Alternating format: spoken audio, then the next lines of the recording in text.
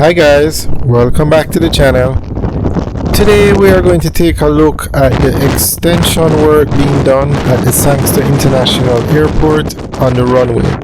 The runway is being extended from 2,600 meters to 3,060 meters. And when finished at 3,060 meters, it will be the longest runway in Jamaica. Now, one of the reasons for this is one, Sangster International Airport is located in Montego Bay, and it's the busiest airport in Jamaica. It's also the largest airport in Jamaica. So it has a lot of flights coming in with tourists. Over 80% of all the tourists that come into Jamaica come in through the Sangster International Airport. And with a lot of tourists coming from Asia and Europe, from all over the world, they need a longer runway that can accommodate the larger planes. So that is why this runway is being extended. Now, the runway extension project costs US $70 million or 10.9 billion Jamaican dollars. It's not cheap, but it's necessary because you need the runway, the long runway, for the planes, the bigger planes to land. And Jamaica is a major tourist destination, so you're going to need this longer runway. It's definitely something that's needed. And even at 3,060 meters, there is still room for the runway to be extended even further. But for now, they're extending it to 3,060 meters.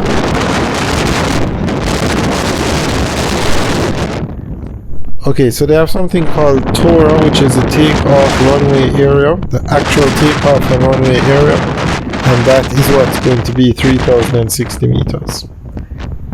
So this project is being done by Lagan Aviation and Infrastructure Limited. They build runways all over the world, and this is probably one of the first projects that a foreign contractor other than China Harbour Engineering Company is doing. China Harbour Engineering Company builds a lot of the roads that you see in Jamaica, all the highways. But this project is being done by an Irish company. And the project includes the runway extension, the establishment of a runway and safety area, RESA, the runway to be extended by 408 meters, so it's going to become 3,060 meters, and it will be the longest runway in Jamaica. And it's funded by the Airport Improvement Project. Now, I just want to point something out here because we're talking about the Sangster International Airport. The Jamaican government owns the Sangster International Airport. Quite a few people have left comments saying that it is not the Jamaican government, it's the foreign company, the Mexican company. But I think where the confusion comes in is that the airport is owned by the Jamaican government, but the government has given a foreign company, a Mexican company, a concession to operate the airport for 30 years. In the same way that the highway the Highway 2000 is owned by the Jamaican government, but the Jamaican government gave, say, the Chinese company a 50-year concession to operate the highway and collect toll. So a similar arrangement was done with the airport. But I think where the confusion comes in is that the name of the company that was given the concession is MBJ Airports Limited.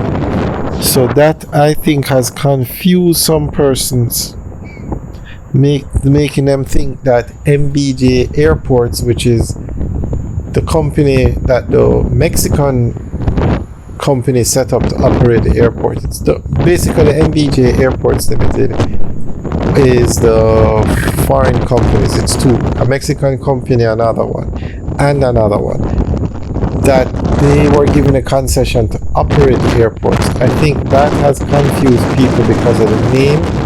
They think, everybody knows MBJ Airports Limited is owned by the two foreign companies. I think the majority shareholder is the Mexican company. So they, because of the name, they probably think, or they get mixed up thinking that the airport is owned by the company, but it's not. It's owned by the Jamaican government, but the MBJ Airports Limited was given a concession for 30 years to build, to operate the airport.